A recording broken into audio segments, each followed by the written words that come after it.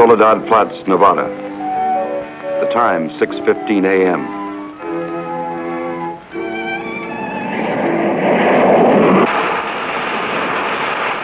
The climax of arduous planning. Operation A-bomb test underway. Detonation minus 2 minutes. Military personnel, from buck private to top-ranking brass. Men from research and news services move into position. The bomb-carrying plane makes its initial run. Radar with eyes that never sleep. Special equipment go into operation. All orders are carried out with split-second precision. Warning is given to all commercial aircraft to stay out of the test area. Detonation minus 70 seconds. Planes take to the air, carrying sensitive instruments and nuclear scientists, ready to record the radioactivity from the closest possible vantage point. Detonation minus 40 seconds. The bomb-carrying plane nears the target.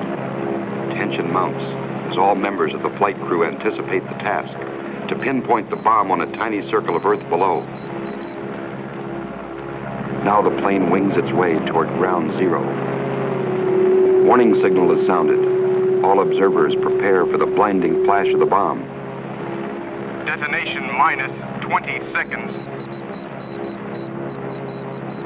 Command of the plane is given to the bombardier. Ground zero dead ahead. The key man now goes into action. Bomb bay doors open. Detonation minus 10 seconds. 9, 8, 7, 6, 5, 4, 3, 2, 1, 0.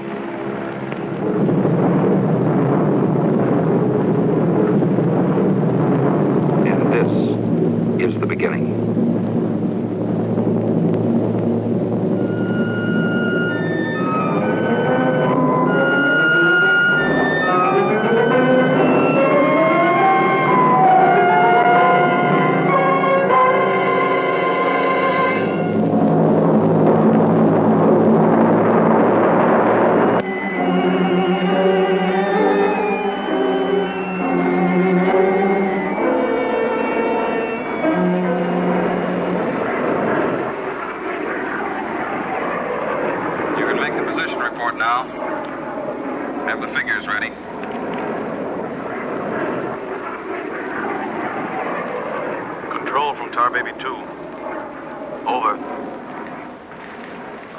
Baby 2. We're circling ground zero at radius of 7.5 miles.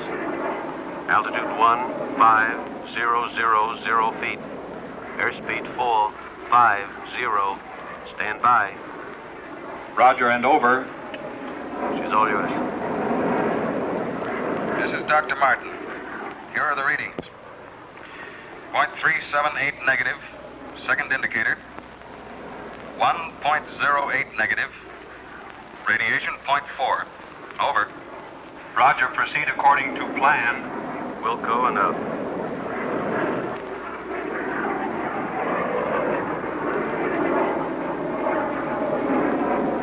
Take her in closer.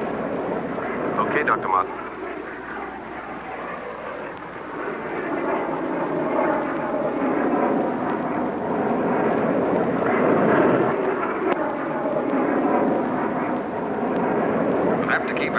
Miles from the center of the column. Radiation was too strong. What's that thing shining below? Looks like a fireball. Better check.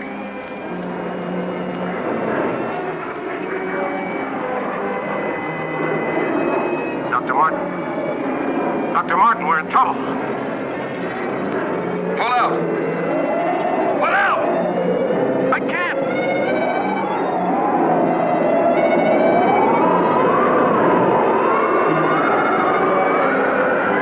The controls are frozen!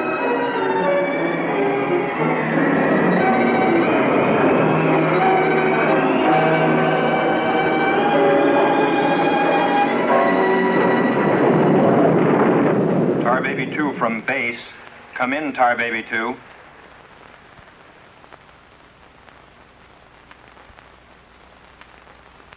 Come in, Tar Baby 2.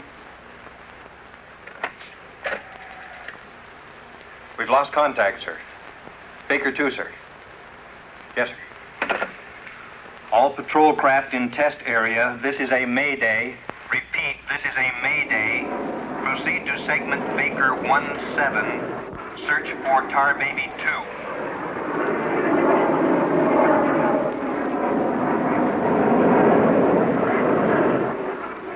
Control from Tar Baby 7.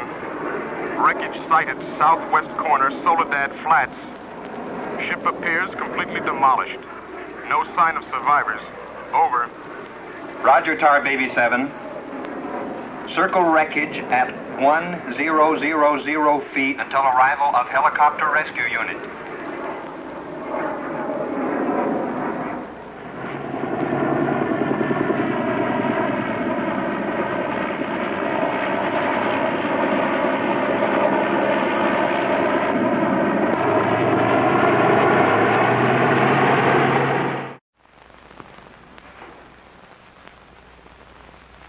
Dr. Kruger, Colonel Banks speaking. Would you mind coming into my office right away, please? Thank you. As I was saying, our search planes found the wreckage of your husband's plane, Mrs. Martin. A rescue crew was sent out, but... But they must have reached the wreckage hours ago. Why can't they find him? I honestly don't know, Mrs. Martin. Yes, come in. Ellen. Kurt. Colonel Banks. Isn't there any hope? I'm afraid not, Mrs. Martin. They found the pilot dead in the wreckage. And according to all reports, no one could have bailed out. I'm terribly sorry, Mrs. Martin.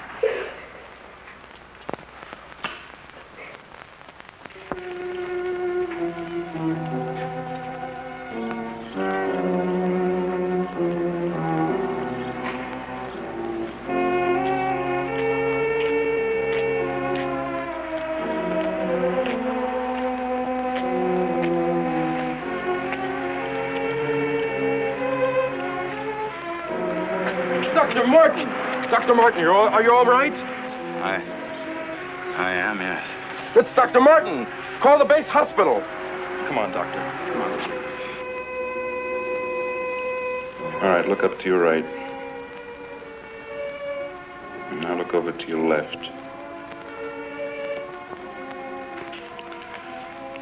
All right, you get up now.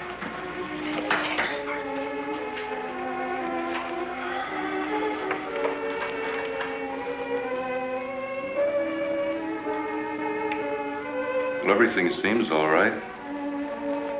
Except, can't you recall anything that happened from the time your plane crashed until... I remember the controls froze. The next thing I saw was the main gate of the base. Your plane was completely demolished, the pilot burned to death, and you show off the picture of health. Are you sure you weren't driven here? Positive. You don't remember where you got this? Mm-mm. You know, your medical chart shows no indication of any scars on your body. I must have got it in a crash. Now, this was surgery. A very skillful incision. I've never had an operation. Now, that's what I don't understand.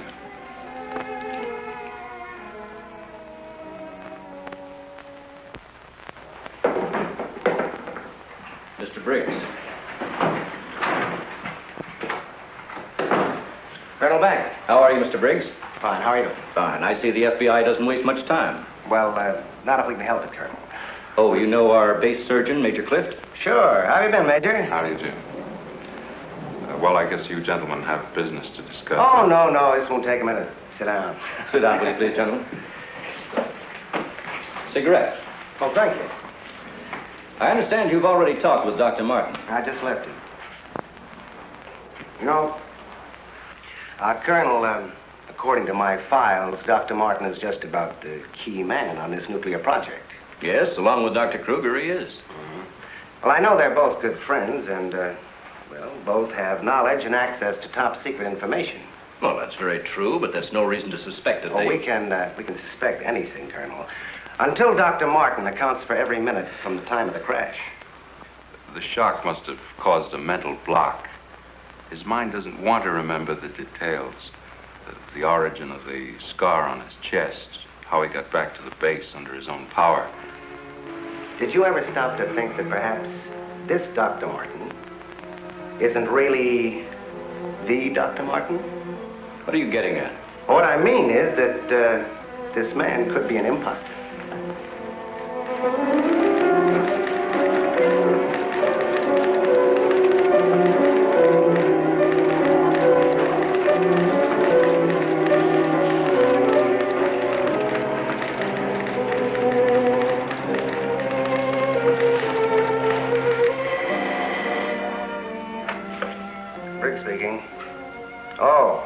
They did come through, huh? They do check. That's what I've been waiting for, thanks.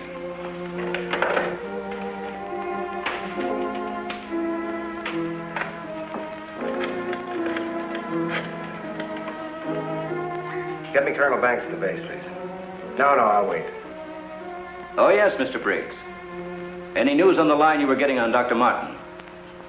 Just heard from Washington. Well, I was wrong. This is our man, all right. His prints and description check right down the line. Now, here's what I suggest you do.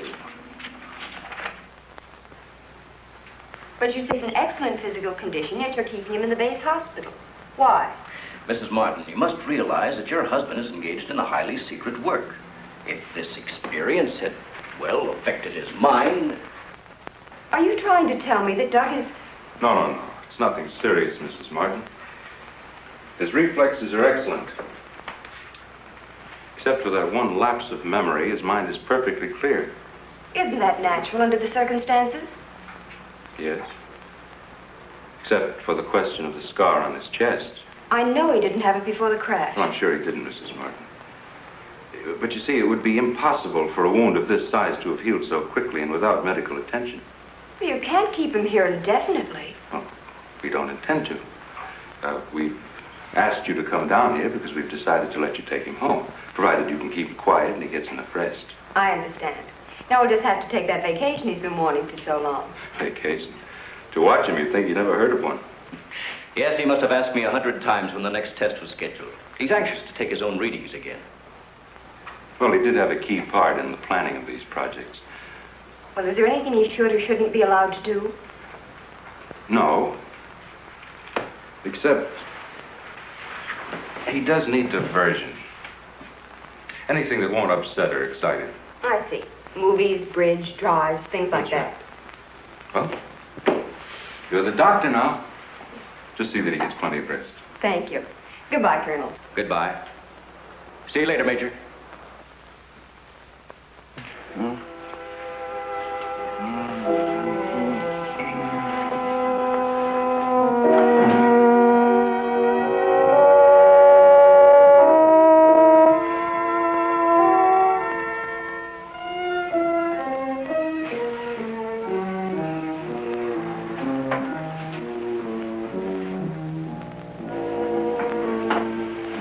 Doug, what's the matter? I can't sleep. What time is it? After 3. I think I'll get myself a glass of milk.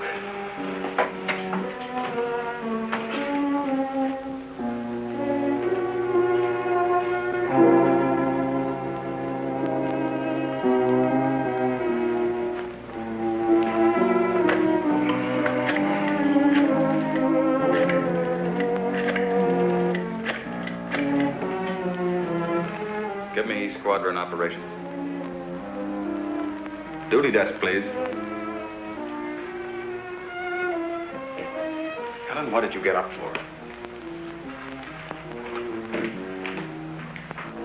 This is Dr. Martin calling. Who is this speaking? Sergeant Bandero. Anything I can do for you, Doctor? I wondered if there were any last-minute orders on another atomic test. What do you mean you can't tell me? Sorry, sir. Regulations. I can't give out information to anyone. No, sir. It won't do you any good to come down. All right, we'll see about that.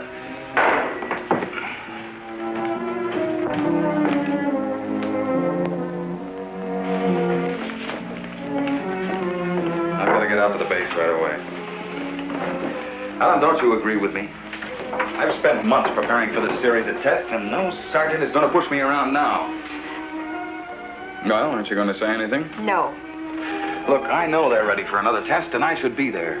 Can't you understand that they don't want you around for your own good? I don't need their sympathy. There's nothing wrong with me. Then why are you acting this way? You're all on edge. If you don't slow down, I don't know what's going to happen. You really believe that, don't you? Look, Doc, if you won't take it easy for your own sake, please, do it for mine.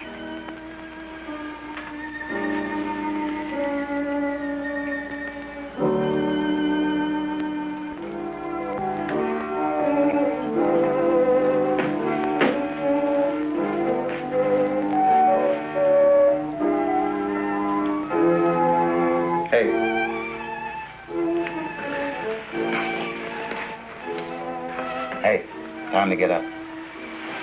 Go away. All right, stay in bed all day. It's almost 11 o'clock. What'd you say? Said it was almost 11 o'clock. It is? Mm-hmm. Oh.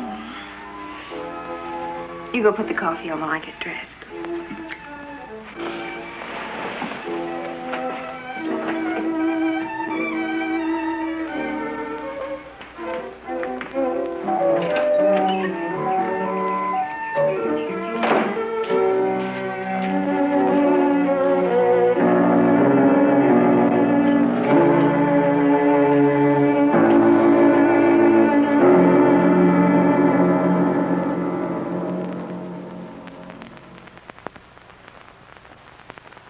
I don't care what you say. You had no right to go ahead without me. And you, Kurt, you didn't tell me either. Why? Orders, Doug. Orders? Nonsense. The least that could have been done would have been to let me know. I'm fine. I could have done my work. I hate to say this, Dr. Martin, but in your present state, you're not considered a very good security risk. Me, a security risk? My present state? What's the matter with me? How long am I to be considered? Only temporarily. The results of the test will be available for your study when you return to work. I am ready, Colonel. To us, you're still a very sick man. My advice to you is to go home and relax, as you were ordered. Relax, relax. And if I don't? Then you'll be confined to the base hospital till you change your mind. Now, what's it going to be?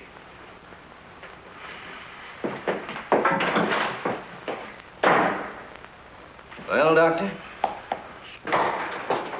Oh, Dr. Martin. I didn't expect you back so soon. Haven't you heard? I'm a mental case. Can't even be trusted with my own work. Liable to go berserk at any minute. Colonel Banks will fill you in on the details. Don't tell me. Let me see. You're, I know. You're Miss Vincent, the secretary I share with, Oh, Doctor, you can't be serious. There was no one in your office, so I thought you wouldn't mind. Oh, that's all right. It's all right. As far as I'm concerned, you can take the rest of the day off. Are you sure? Mm-hmm. No, I don't really belong here. I just came in to pick up a few personal things from my desk. Goodbye, Doctor. Goodbye.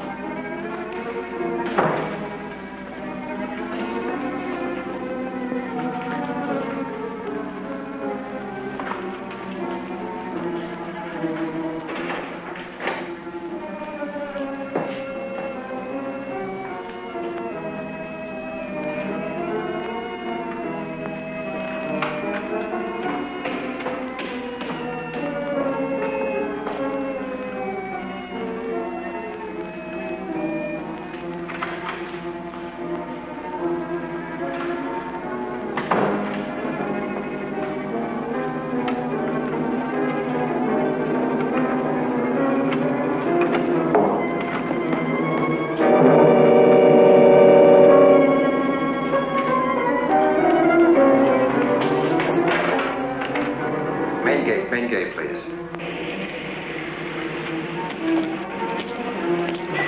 Just a minute, Doctor. Main gate, Sergeant Powers. Dr. Kruger? Dr. Kruger. No, he checked out. Yeah, about 20 minutes ago. Okay. Sorry to keep you waiting, Doctor. That's all right. Okay, Doctor. Will you sign out, please? We'll post a couple of men outside of Dr. Kruger's office.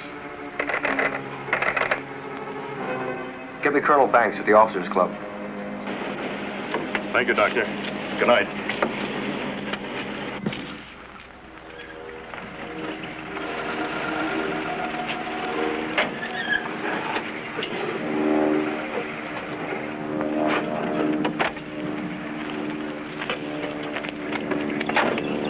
Good evening, Dr. Kruger.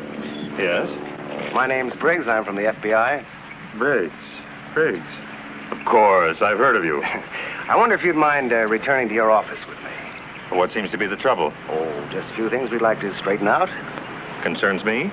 Well, I'm afraid so, Doctor. Take your own car if you like. I'll meet you there. All right, I will.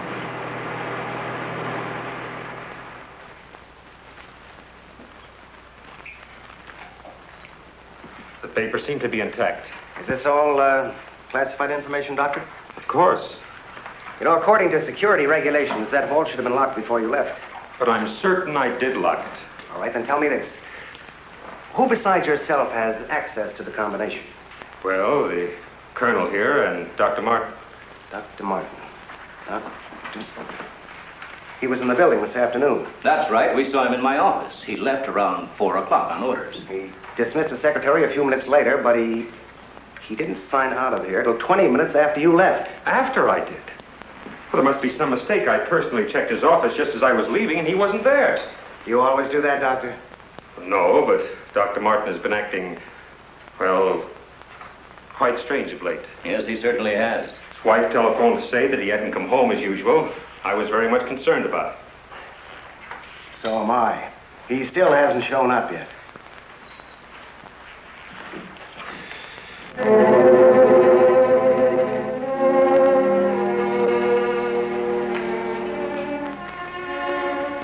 What kind of pipe tobacco do you use, Dr. Kruger? Me? Why, I don't smoke at all. Did you, Colonel? Cigarettes? What are you driving at? That's funny. How long has Dr. Martin been using this brand of tobacco? Well, I really don't know. Why? Now, Mrs. Martin, you say you have no idea where he could be at this hour. Well, I know he's never been this late before without telephoning. Well, I hate to ask this, but have you ever had any suspicion that there might be another woman? Certainly not. I'm sorry, Mrs. Martin. Just why are you asking me these questions? Well, let's put it this way. Has he made any new friends lately? You know, people not in the usual group. No, the only people we've seen in months have been connected with the Institute. Excuse me. Hello? Yes, just a moment. It's for you, Mr. Briggs. Oh, thank you.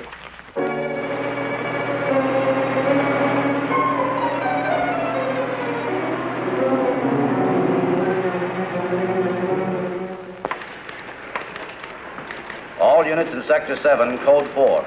Repeating, Code 4. Be on the lookout for two-tone coupe. License number 1W67713. Repeating, all units, Code 4. Missing, Dr. Douglas P. as in Paul Martin. Male Caucasian, 32 years of age. Height 6'3". Weight 195 pounds. Color of hair blonde. Color of eyes blue. Last seen driving coupe. License number 1W67713.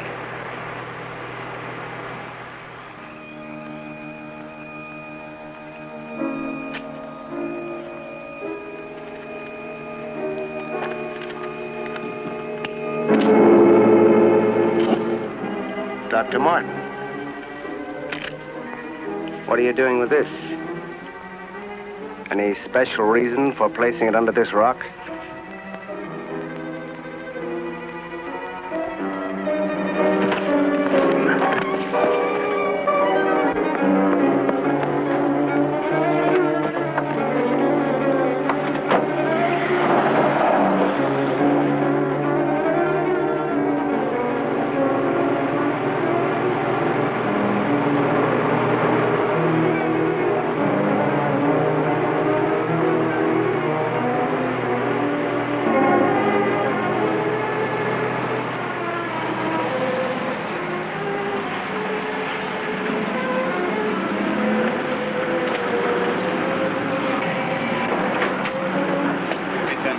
Okay. Where's your phone? Over there behind the pump.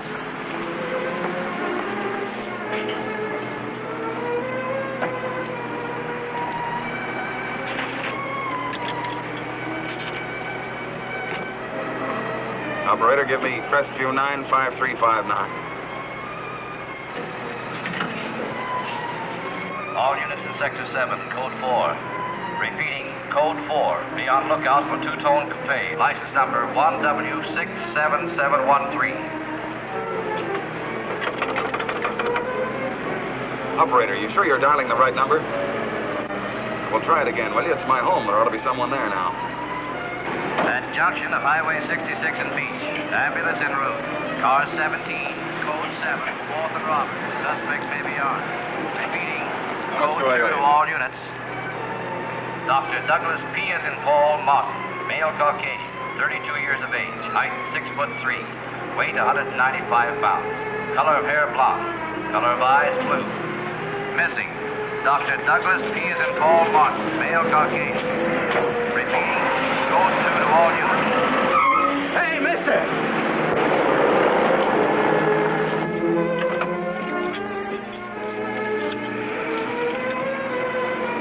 Operator, give me the police, quick.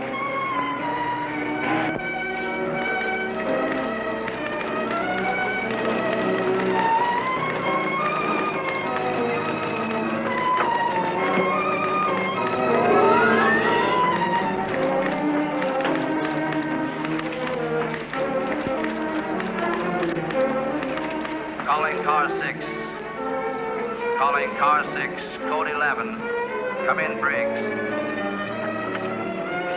Calling car 6. Calling car 6, Code 11. Code 11, Central calling. Come in, Briggs. Hello, Central. Hello, Central. This is Briggs. This is Briggs. Come in. Subject, Dr. Douglas Martin, last seen en Route 61, heading toward North Junction. Stopped at gas station, corner of Ridgewood and Mills Road. Acknowledge. Roger. Briggs out.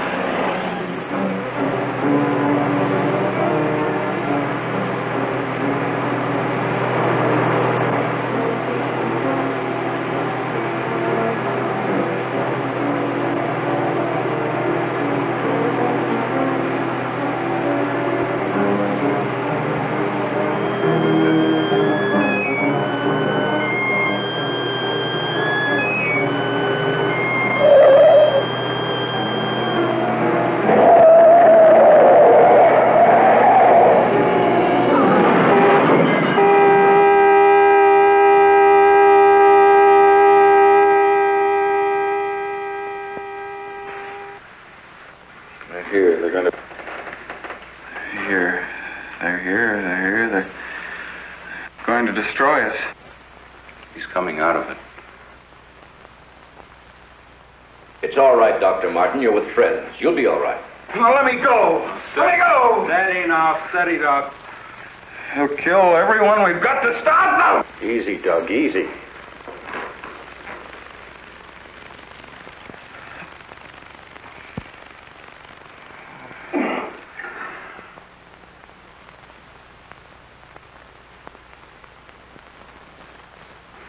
What did you give him? Sodium amytal. Truth serum. It will deprive his mind of any imagination. I guess he'll make sense now. I'll get the recorder ready. Can you hear me, Dr. Martin? Yes. Now listen to me.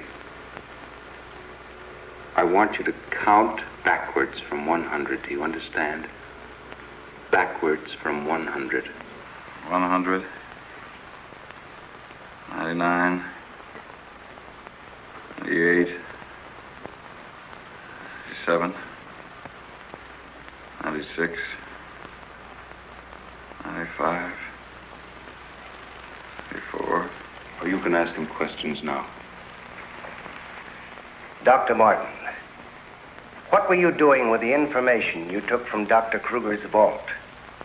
I was delivering it. Delivering it? But where? To the rocks in Soledad Flats? Yes. To Soledad Flats. There where we crashed. I was delivering it, just as I was ordered. Who ordered you to do this, Dr. Martin? I'll tell you the whole story. I remember we were circling the atomic cloud. There was an object glowing beneath us at Soledad Flats. We were going down to investigate. Controls jammed. Couldn't pull out. When I regained consciousness, I was on a table. Next thing I knew, they were coming at me. Strange people. Their eyes, those horrible eyes.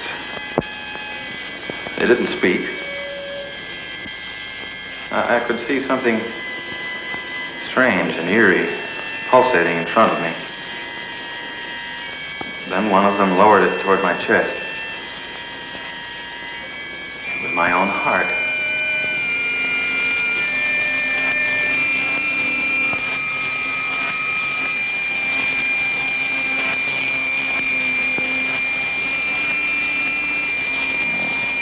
What happened?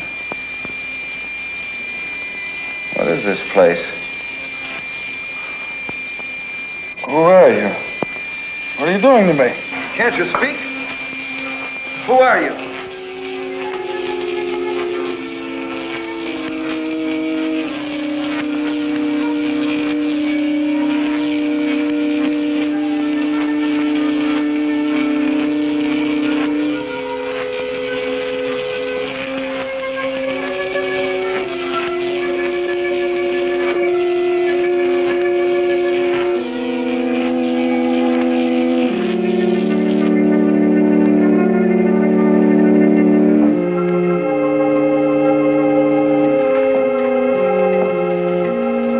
Forward.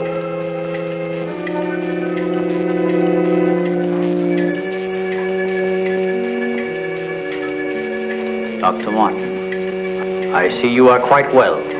You have recovered from your unfortunate accident. Who are you?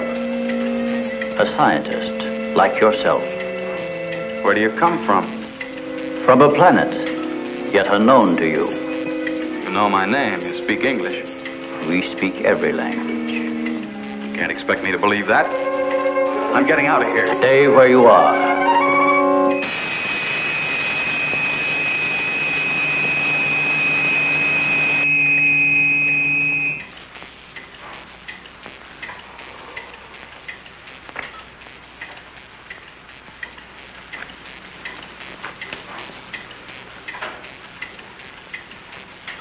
Who are you? I have already told you that. How did you get here?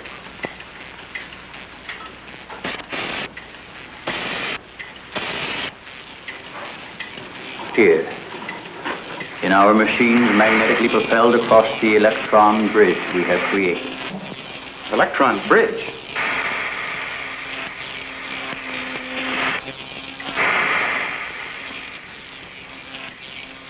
You mean you come and go, just like that?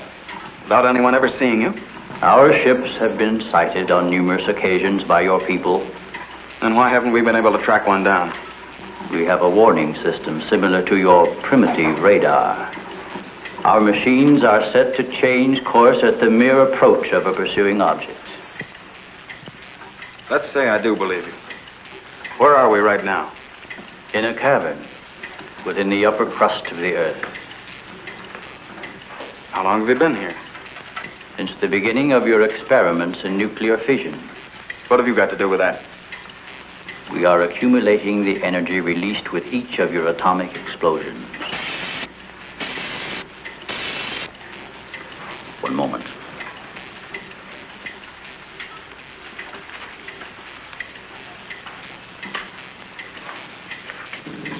No, I hear it. No, we don't hear it. I let it. Now, Nino. Nino. Never, Nino. Yeah, I read it. Yes, Nino. Yeah, Nino. How needed it. What was that? A report from the monitor we sent to the surface to obtain the results of your last nuclear test. Results? They'll take days to analyze and compute. I think you will find these figures are correct.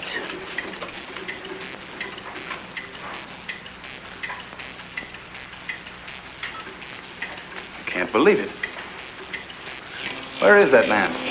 You don't recognize the area? No. He is in the vicinity where you crashed.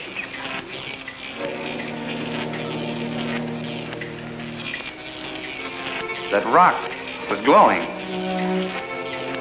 A normal reaction in view of the amount of radiation absorbed. You have a remarkable memory, Doctor, considering the fact that you did not survive the crash.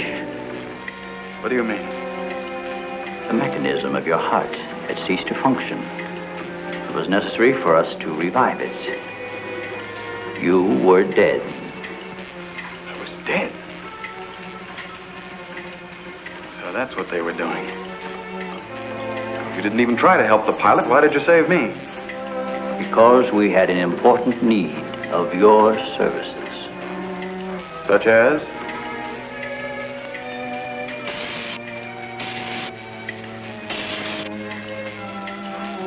Look this way, Doctor. You will understand.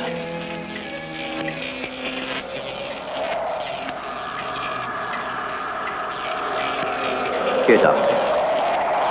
You are the first of your world to be looking at our solar system, the Astron. This is our planet, Astron Delta.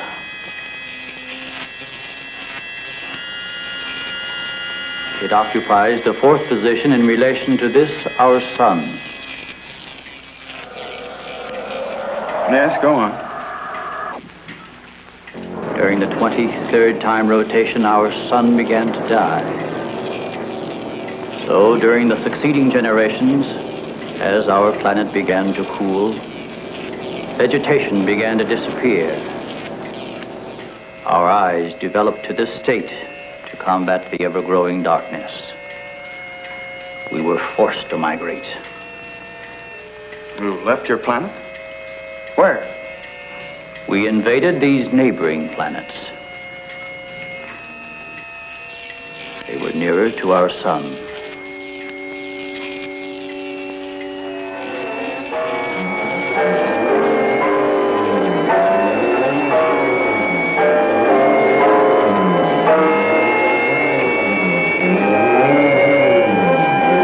You just moved in and took over?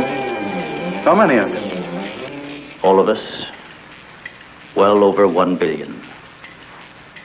There were feeble attempts to stop us, but we were prepared for such contingencies. And now that our sun is about to completely expire, we must move again in order to survive. Yours is the only planet in this solar system capable of supporting our civilization. This is fantastic. Over 1 billion of you trying to come here to Earth. We have no alternative. We have been putting our plan to work for some time. At the proper moment, the invasion will be launched from our platforms, which are being readied in space. Nothing can stop us.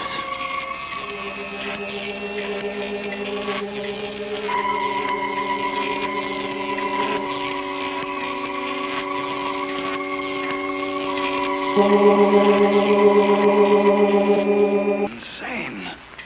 This is ridiculous. You cannot find your way in or out of this cavern.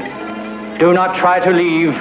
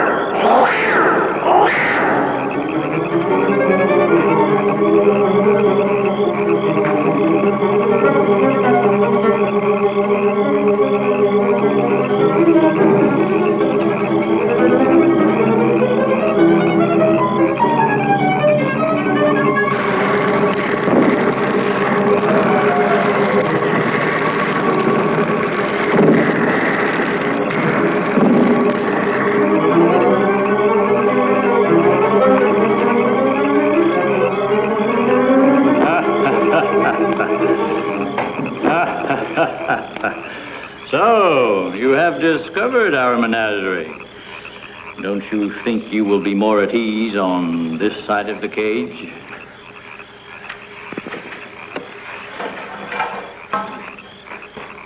It's horrible. What are you doing here?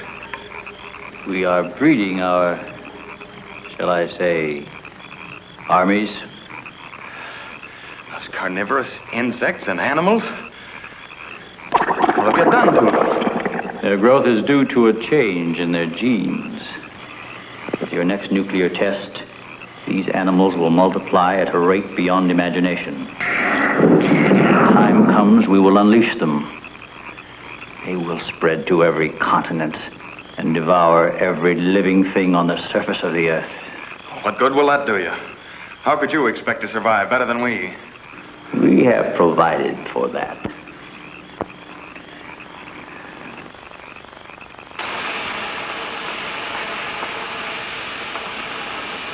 No, Doctor.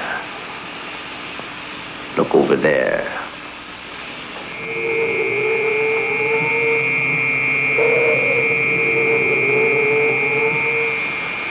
We will use their bodies to fertilize the soil. Vegetation will rise up in abundance. A new era of civilization will begin. Gamma rays? You see, Doctor, we have arranged for everything.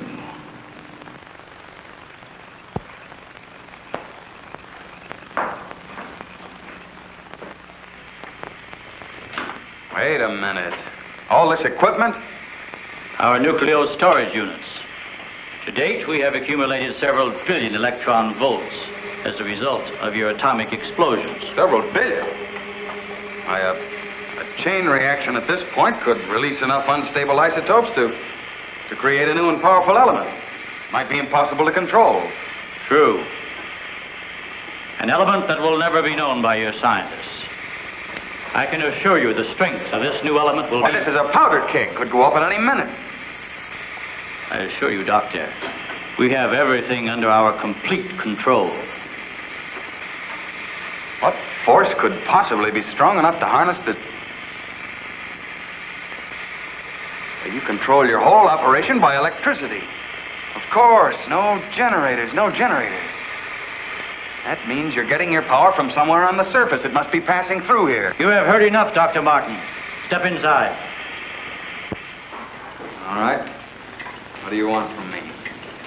You will have access to advanced information relative to the time and strength of the forthcoming atomic tests. What about it? You will provide us with that information as soon as it is available. I see.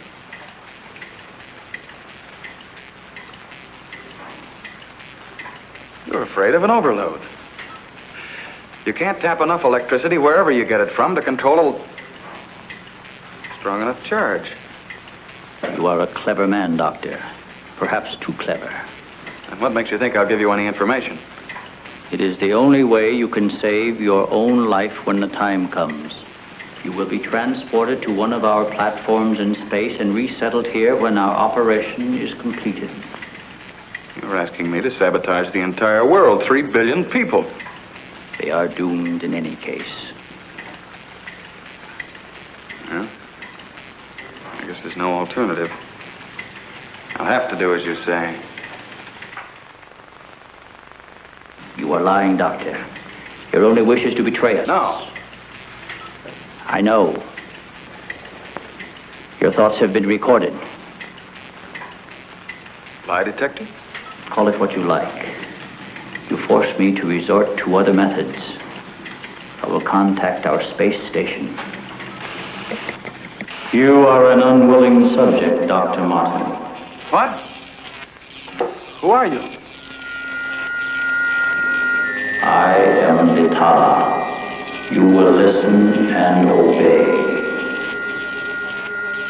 No, You will listen to my orders and obey me. You will listen and obey. Listen and obey. You will remember nothing you have seen or heard here. Nothing but my orders which you will obey. Yes.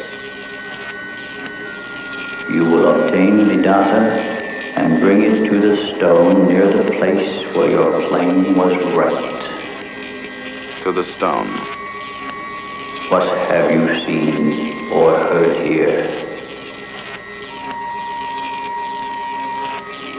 What have you seen or heard here? Nothing. Repeat my orders. I will obtain the data and bring it to the stone.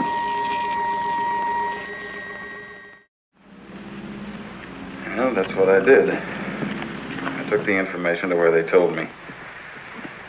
I didn't realize I was being mesmerized.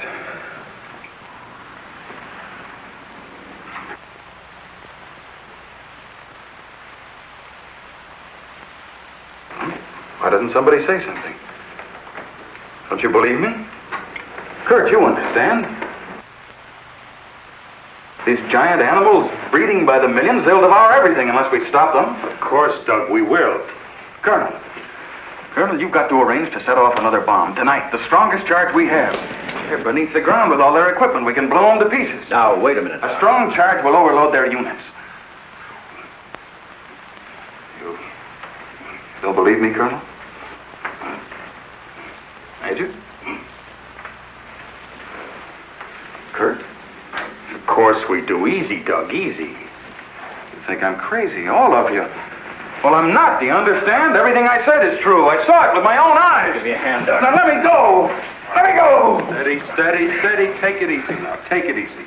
We'll talk this whole thing over. What are you doing to me now? And just rest quietly. That's it.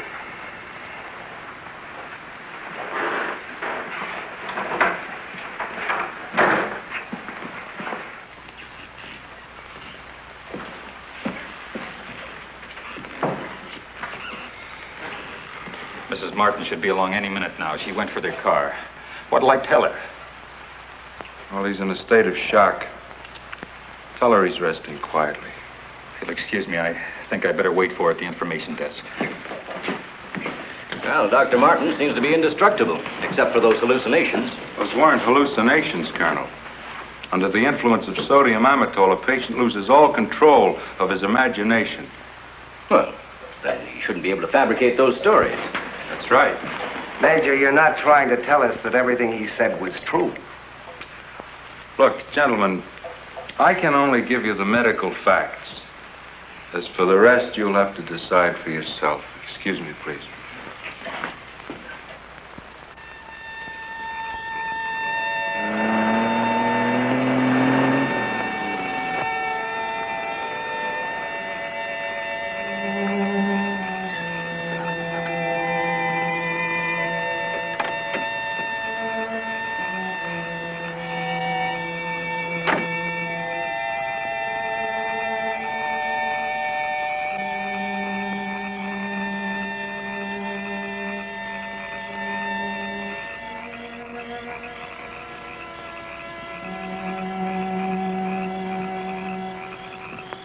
Good evening, Dr. Kruger.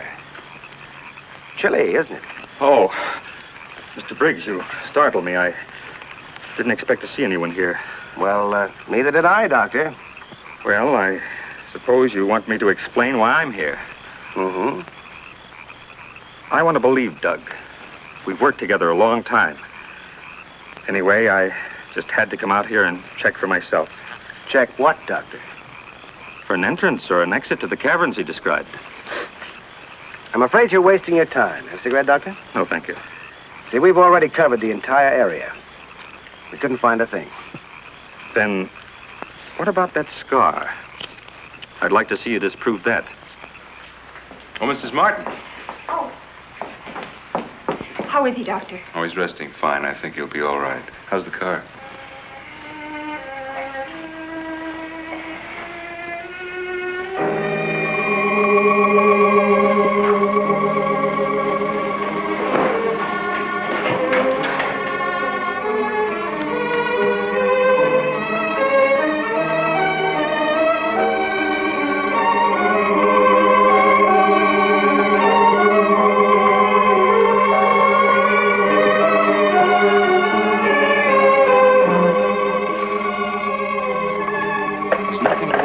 Keep away from me.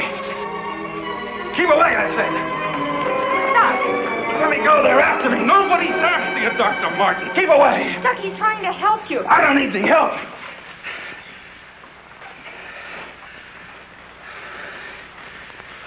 I want to see Kurt right away. Now, you control yourself. And I'll call him just as soon as you get back to your room.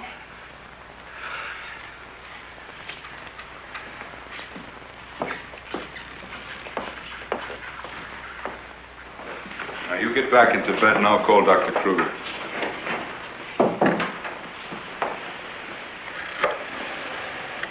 I've got to figure something out before he gets here. I need a pencil, some paper, and a slide rule. I'll see that you get it. Oh, can I have Dr. Kruger, please?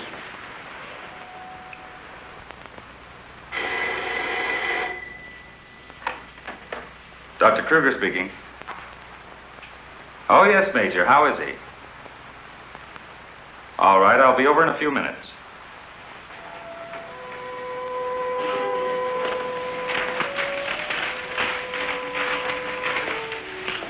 Doug.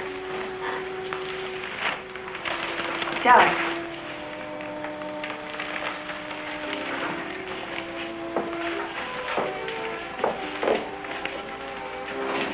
Doug.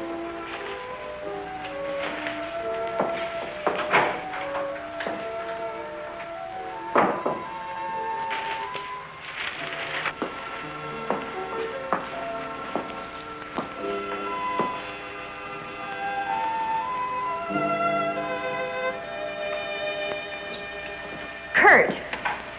Ellen, I got here as soon as I could. Is there anything wrong? He's much better. Imagine he's even started working. He asked for paper and a slide rule. That's interesting. Wonder what he's up to. Formulas, equations. Anyway, whatever he says, pretend to agree with him. Major Cliff's orders. Of course. Doug. Doug, Kurt's here. Hello, Doug. Just a second, I'm almost finished. I'll take your hat. Thank you. Kurt, let's face it. I know that you all think there's something wrong with me. No, of course not. No, I wouldn't blame you after the story I told last night. Well, frankly, you did have us a little worried, asking that a bomb be dropped because of what you said. You don't believe me either. Kurt, I tell you, I've been there. I've seen what they're doing, breeding animals into carnivorous monsters. But I don't need a bomb to stop them. I've figured it out. It's all here. Now, look. Here's the nuclear strength of our last test. And this is the amount of electricity needed to control it. Let me see that. I had to estimate the conversion rates of their transformers. These figures are correct. Such transformers must operate on a constant supply of electricity. Where could they get that much electric power? Only one way. They must tap it from the main lines at the powerhouse. Could do it by parallel induction. Nobody'd ever know the difference. All we have to do is to cut it off. Cut off the power? We can't do that. It would cause untold damage for miles around. Such a power stoppage must be planned in advance. 8 to 10 seconds, that's all I need. That gap in supply will short out their resistors and the whole thing will go up. But you won't go along with that. No, not you. Doug, get back in bed. Car keys there. Now look, you're carrying this out of my way. Doug!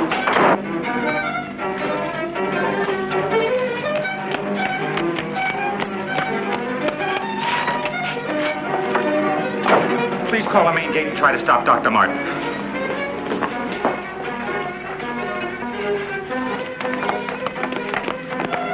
Doug took the car. Hurry. Dr. Martin! Stop! Stop! He did what? How long ago? Right, we'll leave immediately. What's wrong, Colonel? Dr. Martin, he's on his way to the powerhouse, wants to cut off the power supply. Let's go.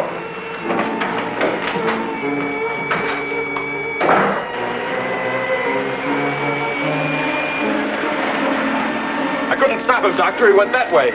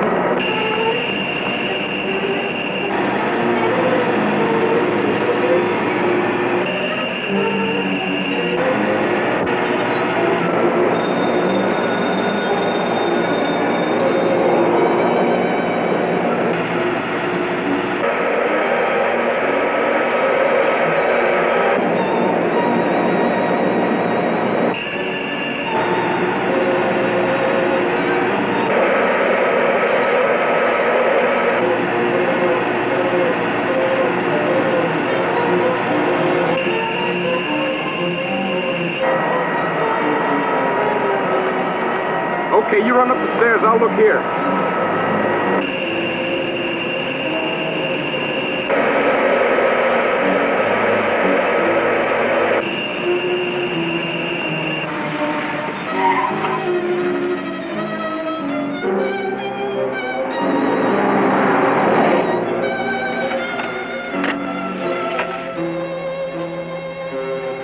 There's his car. Come on, hurry.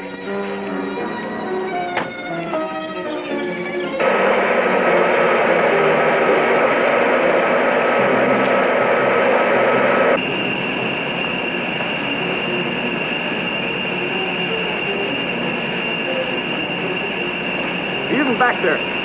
Let's go.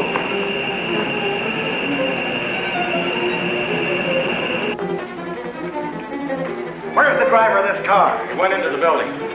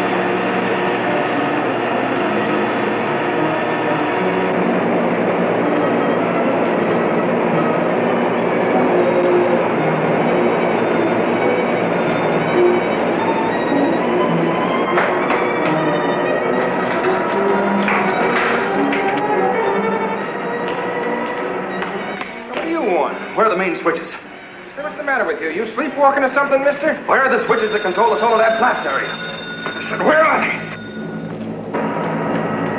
This way.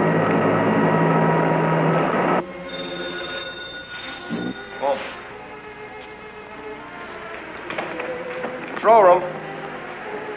Yeah. Uh-huh.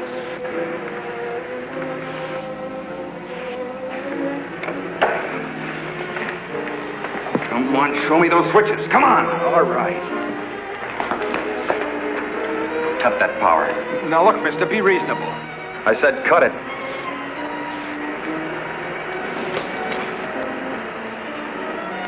Now the next one.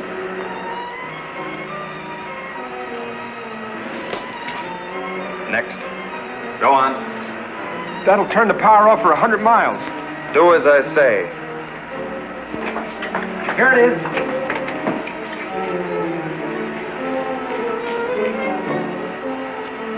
Stay where you are. Put down that gun, Dr. Martin. I'm warning you, Colonel. Come any closer and I'll kill you. Now the next one. What's this one? That's the master switch. Cut it. Doug, please, don't. I said cut it. Get back or I'll kill him. Go on, get back. Go on, get back. Do as he says.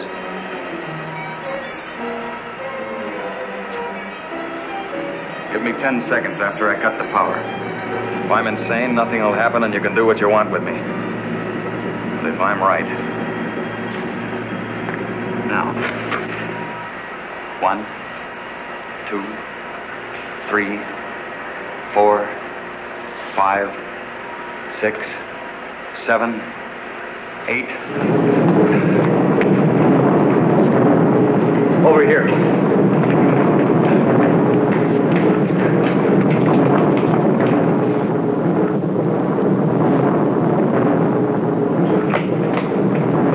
Soledad flats right in the button. Just as he said. He blew them to pieces.